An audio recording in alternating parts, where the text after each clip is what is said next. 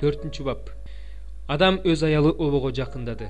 Obonun boyuna бүтүp, кабылды төрөп, теңирден киши таптым dedi. Андан кийин анын бир тууганы Абылды төрөдү. Абыл койчу болду. Кабыл болсо дыйкан болду. Арадан убакыт өттү. Кабыл жер жемиштеринен теңирге тартуу алып келди. Абыл да койлорунун төл башларынан жана алардын майларынан алып келди. Теңир Абылга жана анын тартуусуна назарын салды. Ал эми Кабылга жана анын тартуусуна назарын салган жок. Ошондо Кабылдын аябай ачуусу келип, өңү кумсарып кетти. Теңир Кабылга: "Эмнеге ачууландың? Эмнеге өңүң кумсарып кетти? Эгерде жакшы иш кылсаң, анда өңүң кумсарбайт эле. Эгерде жакшы иш кылбасаң, анда босогоңдо күнөө жатат. Ал сени өзүнө тартып жатат, бирок сен ага үстөмдүк кыл" деди. Кабыл бир тууганы Абылга жамандык ойлоду. Талаада жүрүшкөндө Кабыл өз бир тууганы Абылга кол көтөрүп, аны өлтүрүп салды. 9. Ошондо Теңир Кабылдан: "Бир тууганың Абыл кайда?" деп сурады. Ал: "Билбейм, мен эмне? Бир тууганыма кароолчу белем" деп жооп берди. Теңир ага мындай деди: "Сен эмне кылдың? Жерден бир тууганыңдын каны мага боздоп жатат. Ошондуктан эми сага жерден каргыш тийсин. Анткени жер өз оозун ачып бир тууганыңдын канын сенин колуңдан кабыл алды. Мындан ары жер иштеткениңде ал сага өз күчүн бербейт. Жер бетинде куулуп тентип жүргөн адам болосуң." Ошондо Кабыл Теңирге: "Менин жазам чоң, көтөр алгыз. Сен азыр мени жер бетинен кууп жатасың. Мен эми сенин жүзүңдөн жашынып, жер бетинде куулуп тентип жүргөн адам болом. Мага ким жолукса да ал мени өлтүрөт" деди. Теңир ага: "Кабылды ким өлтүрсө да андан 7 эселеп өч алынат" деди. Кабылга жолуккан адам аны өлтүрүп койбошу үчүн Теңир ага белги салып койду. Ошентип Кабыл Теңирден кетип, Эйдендин чыгыш жагындагы Нот деген жерге жайланышты. Анан Кабыл аялына жакындады. Аялынын боюна бүтүп Энокту төрөдү. Кабыл шаар куруп, ага өз уулу Эноктун атын берди. Эноктон Ират төрөлдү, Ираттан Михаэл төрөлдү, Михаэлден Матушал төрөлдү, Матушалдан Лемек төрөлдү. Лемек 2 аял алды. Биринин аты Ада, экинчисиники Зила эле. Ада Жабалды төрөдү, ал чатырда жашап мал баккандардын атасы болду. Анын бир тууганынын аты Жубал, ал кыякчылар менен чоорчулардын атасы болду. Зила Тубал Кабылды төрөдү, ал жез менен темирден курал жасаган уста болду. Тубал Кабылдын Наама деген карындашы бар эле. Лемек аялдарына мындай деди: "Ада менен Зила, мага кулак салгыла. Лемектин аялдары, менин сөзүмө көңүл бургула. Мага жамандык кылган эркекти, мага кайга алып келген баланы өлтүрүп салдым. Эгерде Кабыл үчүн 7 эсе өч алынса, анда Лемек үчүн 70 жолу 7 эсе өч алынат." Адам аялына дагы жакындады. Ал уул төрөп: "Кудай мага Кабыл өлтүргөн Абылдын ордуна башка уул берди" деп анын атын Шет койду. Шеттен да уул төрөлдү. Ал анын атын Энош койду. Ошондон баштап адамдар Теңирдин атын чакыра башташты. 4 бөлүм.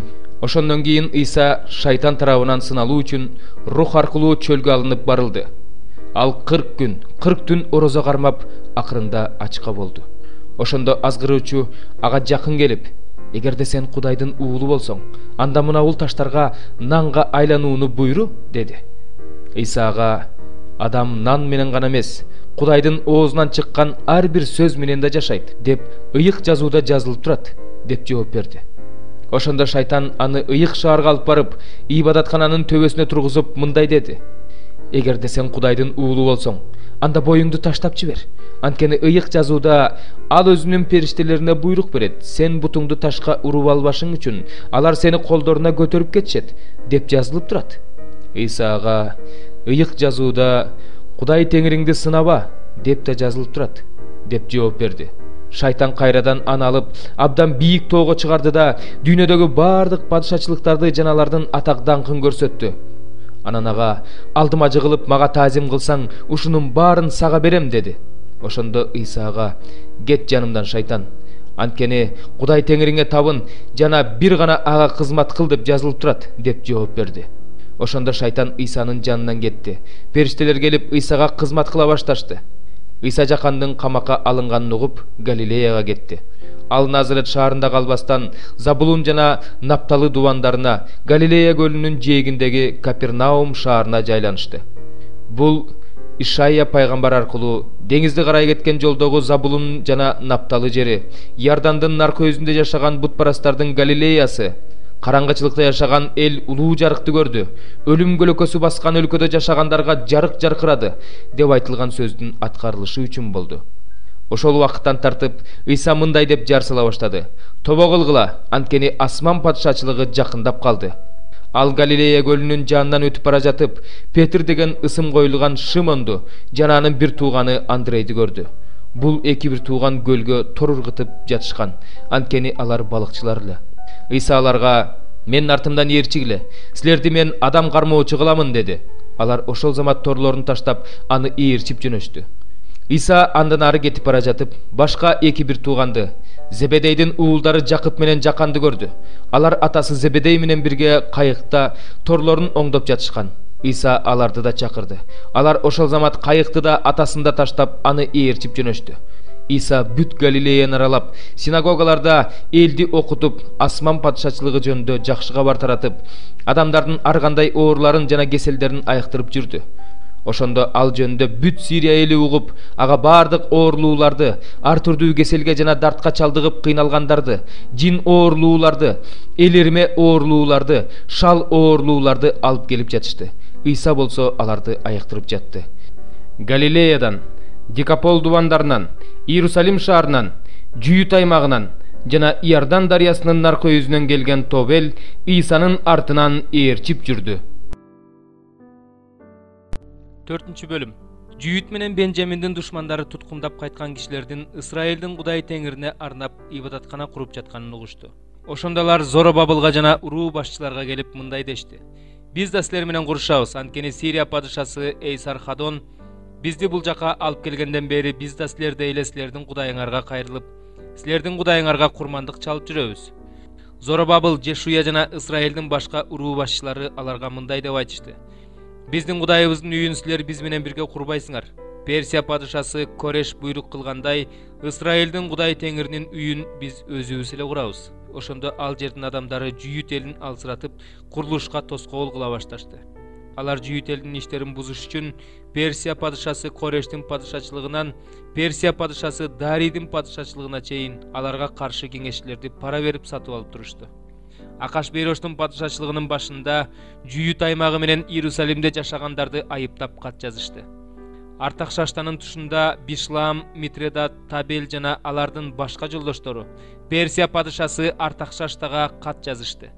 Кат Сирия тамгасы менен Сирия тилинде жазылды. Кеңешчи Рехум менен катчы Шимшай Иерусалимге каршы Артакшашта падышага мындай деп жазышты: "Биз Рехум кеңешчи менен Шимшай катчы жана алардын башка жолдоштору Динайлыктар, Апарсаткалыктар, Тарпелдиктер, Апарастыктар, Аркеликтер, Бабылдыктар, Шушандыктар, Дайлыктар, Эйламдыктар, Даңазалуу улуу падыша Аснапар Самариялык шаарларга жана Дарыянын наркы өзүндөгү бардык шаарларга көчүргөн жана башка элдер."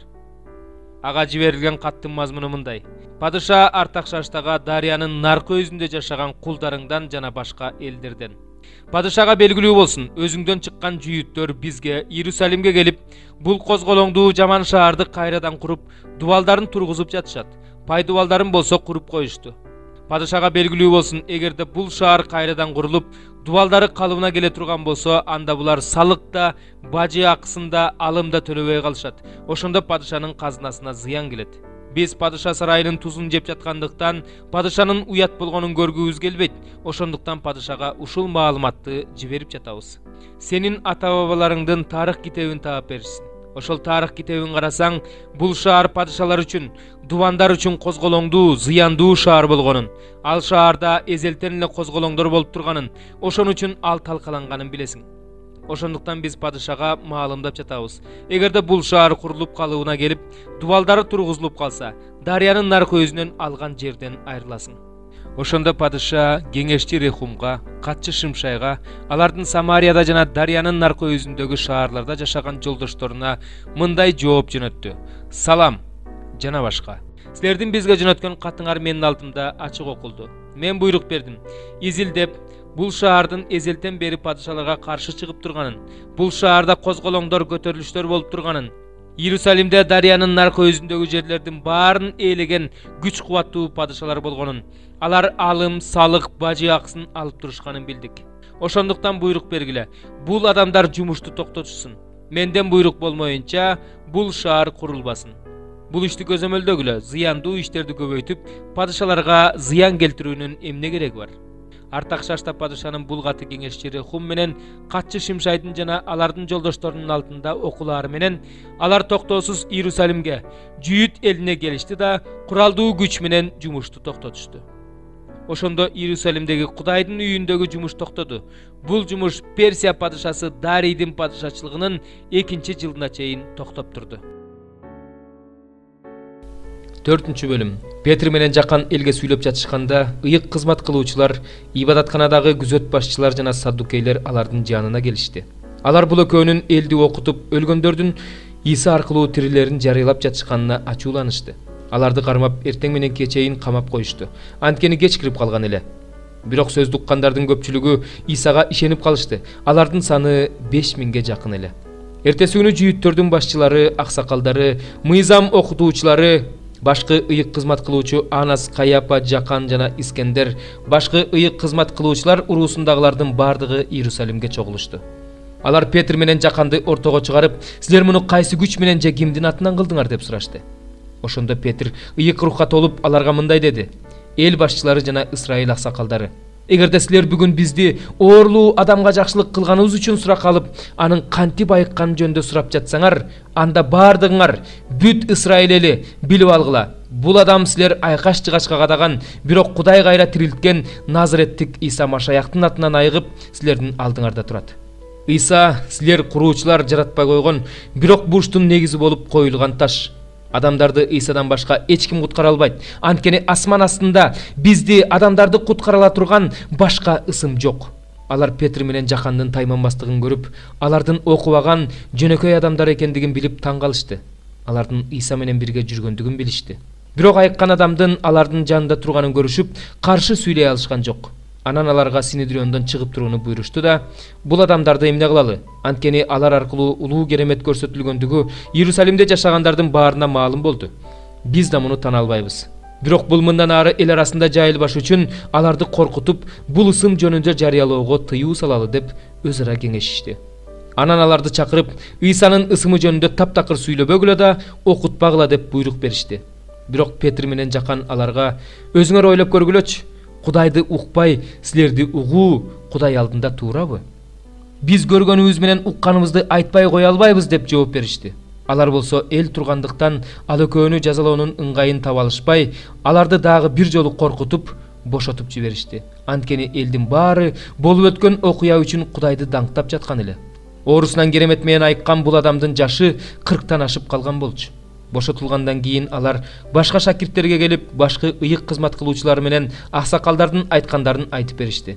Алар болсо муну угушкандан кийин катуу үн менен асманды, жерди, деңизди жана алардын ичинде эмне болсо ошонун баарын жараткан эгедер Кудай, сен ыйык рух аркылуу атабыз Дөөттүн, өзүңдүн кулуңдун ооз аркылуу бутпарастар эмне үчүн каарданып жатышат? Элдер эмне үчүн ишке ашпай турган нерсени ойлоп жатышат? Дүйнөнүн падышалары каршы көтөрүлүштү, төрөлөр Теңирге жана анын машаягына каршы чогулушту деп айткансың. Чын эле бул шаарда Ирод менен Понтий Пилат бутпарастар менен Исраил эли менен бирге өзүң майлаган ыйык уулуң Исага каршы чогулушту. Алар сенин күчүң жана чечимиң менен алдын ала белгиленген нерсени орундатыш үчүн чогулушту. Азыр болсо Теңир алардын коркутуп жатканын көрүп турасың. Өзүңдүн сөзүңдү тайманбастык менен айтышыбыз үчүн кулдарыңа кайраттуулук бере көр. Сенин ыйык уулуң Исанын атынан ooрлууларды айыктыруу үчүн, кереметтерди жана жышаандарды көрсөтүү үчүн өзүңдүн колуңду суна көр деп Кудайга чогуу сыйынышты. Ушинтип сыйынып бүтүшкөндө алар чогулган жер солкулдап кетти. Баары ыйык рухка толуп, Кудайдын сөзүн тайманбастык менен айта башташты. Исага ишенгендердин көпчүлүгүнүн ой тилектери бир эле. Эч ким өзүнүн мүлкүн меники дечи эмес. Алардын баардык нерсеси ортодо болчу. Элчилер болсо Теңир Иса Машаяктын өлүп, кайра тирилгендигин зор кайраттуулук менен күбөлөндүрүп жатышты. Баардыгынын үстүндө Кудайдын зор ырайымы бар эле. Алардын эч кимиси эч нерсеге муктаж болчу эмес. Анткени менчик жерлери же үйлөрү барлардын баары аларды сатып, сатылган нерсенин акчасын алып келип, элчилердин колуна тапшырышчу. Андан ар бир адамга муктаждыгына жараша берилчү. Kipirlik Lebi Jusup'tun mençik jeri var ele. Elçiler anı Barnaba dep koyuşçu. Bul ısım soorotуучу dep kotoruladı. Al öz jerini satıp, akçaсын alıp gelip elçilerдің koluna tapşırdı.